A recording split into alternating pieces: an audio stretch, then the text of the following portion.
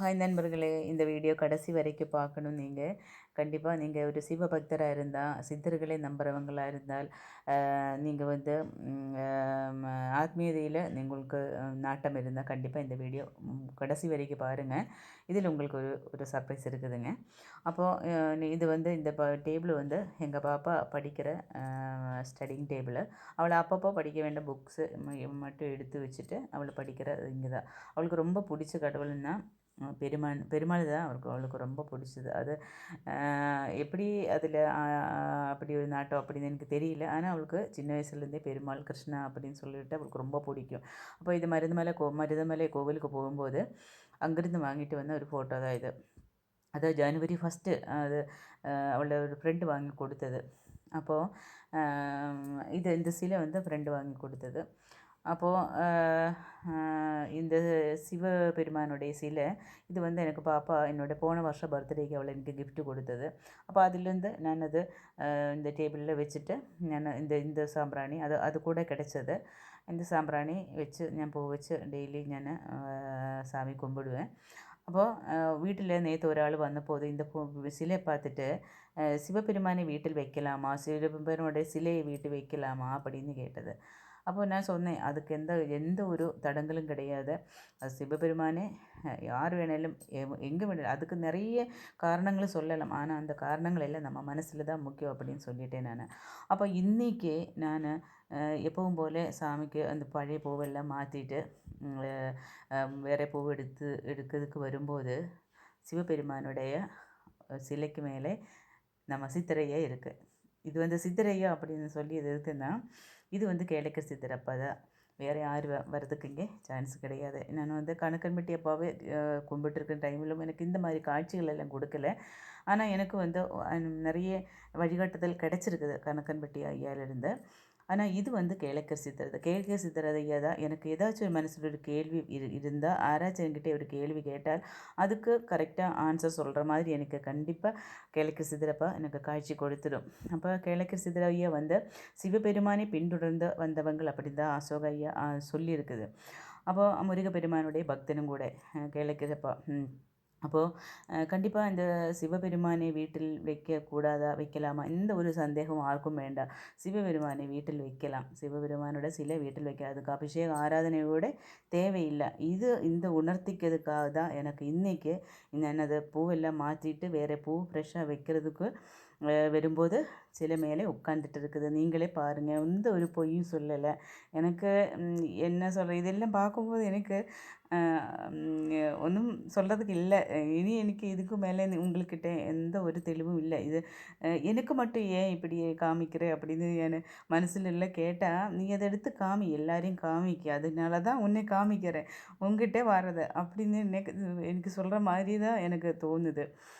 அப்புறம் நான் அந்த சாம்பிராணி எடுத்து பற்ற வச்சு சாம்பிராணி பற்ற வைக்கிற டைமில் இல்லை, பூவெல்லாம் எடுத்து வைக்கும்போது ஆளை மெதுவாக பின்னாடி சைடு போயிட்டேன். ஏதாவது இந்த பூஜையெல்லாம் பார்த்துட்டு இருக்க மாதிரி.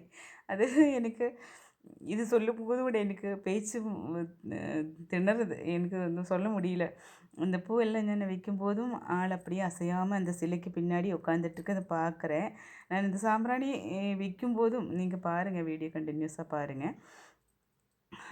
அப்புறம் இந்த அப்படியே நின்று பார்த்துட்ருக்குது. நான் இதில் என்ன உங்கள்கிட்ட சொல்கிறேன்னா, அதுக்கு முன்னே இந்த இந்த ஒரு பிக்சர் இருக்கு இல்லையா, இந்த பிக்சரில் ഞാൻ டெய்லி இப்போ பூ வைக்கும். இது வந்து என்னுடைய ஒரு தங்கச்சி மாதிரி எனக்கு பழக்கம்.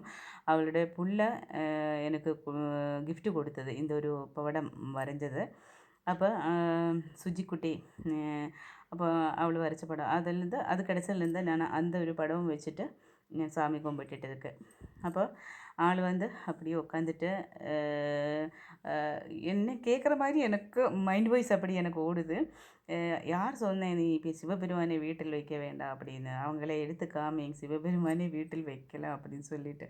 அப்போ நான் அந்த சாம்பிராணி பற்ற வச்சுட்டு அது மேலே வைக்கும்போதும் ஆள் அப்படியே பார்த்துட்டே இருக்குது.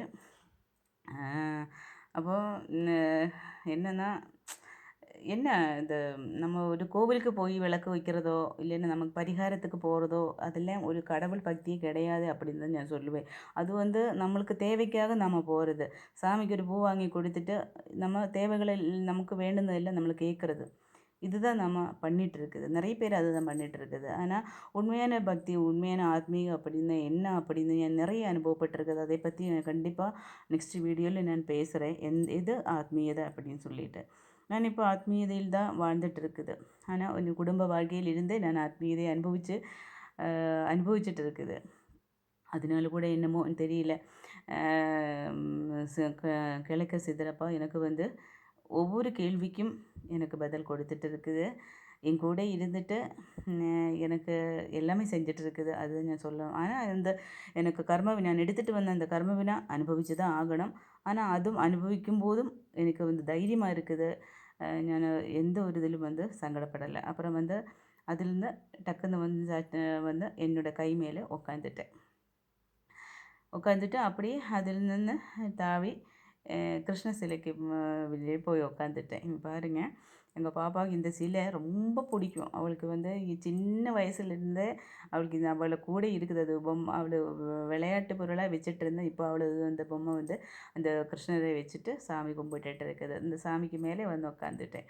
அப்போது சிலையெல்லாம் வீட்டில் வைக்க வேணான்னு சொல்கிறவங்கள நிறைய காரணங்கள் சொல்லலாம். இப்படி வைக்கக்கூடாது, அப்படி வைக்கக்கூடாதுன்னெல்லாம் சொல்லலாம். ஆனால் வந்து சித்தரையே வந்து என்ன சொல்கிறதுன்னா, நீங்கள் உங்கள் பக்தி தான் மெயினாக. உங்கள் பக்தி எப்படிப்பட்ட பக்தி அதுதான் மட்டும்தான் சித்தரையை பார்க்குறாங்க நண்பர்களே. அதாவது இந்த சித்தரை என்ன உணர்த்திக்குதுன்னா, இந்த இயற்கை தான் கடவுள். இயற்கை தான் கடவுள். இயற்கையில் எல்லா உயிரினங்களிலும் கடவுள் இருக்குது. நீங்கள் அதை பாருங்கள். உங்கள் முன்னாடி அதை பற்றி இதிலெல்லாம் சொல்லும்போது வீடியோ லென்த் அதிகமாகும். நெக்ஸ்ட் வீடியோ நான் அதுக்காக ஒரு வீடியோ போடுறேன். கண்டிப்பாக நீங்கள் எல்லோரும் வீடியோ தொடர்ச்சியாக பாருங்கள். அப்புறம் வந்து நான் இதில் ஒன்று சொல்கிறேன் நண்பர்களே. நான் இந்த சேனலில் வீடியோ போடுறது எனக்கு ஒரு வருமானம் கிடைக்கிறதுக்காக இல்லை. அது நான் ஓப்பனாக சொல்கிறேன். எனக்கு ஹஸ்பண்ட் வேலை செய்கிறேன். அவருக்கு வருமானம் கிடைக்குது. நான் வந்து என்னால் முடிஞ்ச அளவுக்கு நான் ஸ்டிச்சிங் வேலை பார்த்துட்டு இருக்குது. அப்போது அதிலிருந்து கிடைக்கிற வருமானம் வச்சு நாங்கள் வந்து சந்தோஷமாக வாழ்ந்துட்டு இருக்குது. நாங்கள் தேவைகள் எல்லாம் பூர்த்தி பண்ணிகிட்டு இருக்குது. ஒரு கொஞ்சம் கொஞ்சமாக கடன் எல்லாம் அடைஞ்சிட்டு இருக்குது. அப்படி போயிட்டுருக்கு நண்பர்களே. அப்போது கண்டிப்பாக இந்த சேனல் வந்து கிடைக்கிற வருமானம் இன்னொரு ஆளுக்கு கொடுக்கணும் அப்படின்னு தான் நான் நினைக்கிறேன். இன்னொரு ஆள் அப்படின்னா ரொம்ப முடியல, இல்லைன்னா ஒரு நோயாளி இருக்கலாம், இல்லைன்னா ஒரு மீண்டு வர முடியாத ஒரு சிச்சுவேஷனில் இருக்கிறவங்க இருக்கலாம். அப்படிப்பட்டவங்களுக்கு கண்டிப்பாக நான் கொடுத்து ஹெல்ப் பண்ணணும் அப்படின்னு தான் நினைக்கிறேன். என்னோடய பிரச்சனை அதை வந்து ஐயா பார்த்துக்கும். எனக்கு எதுவும் கவலையே கிடையாது. என்னோடய கர்ம வினையாக ஏதோ இருந்திருக்குது. அதனால் அதை முடிக்காமல் நான் என்ன பிரச்சனையிலேருந்து வெளியே வர முடியாது. அந்த ஒரு உண்மையை நான் உள்கொண்டுட்டேன். அது தகுந்த மாதிரி தான் நான் இப்போ போயிட்டுருக்குது. அதனால கூட என்னமோ எனக்கு இப்படியெல்லாம் தோணுது. கண்டிப்பாக நீங்களும் இயற்கையை நேசிங்க. நன்றி, வணக்கம்.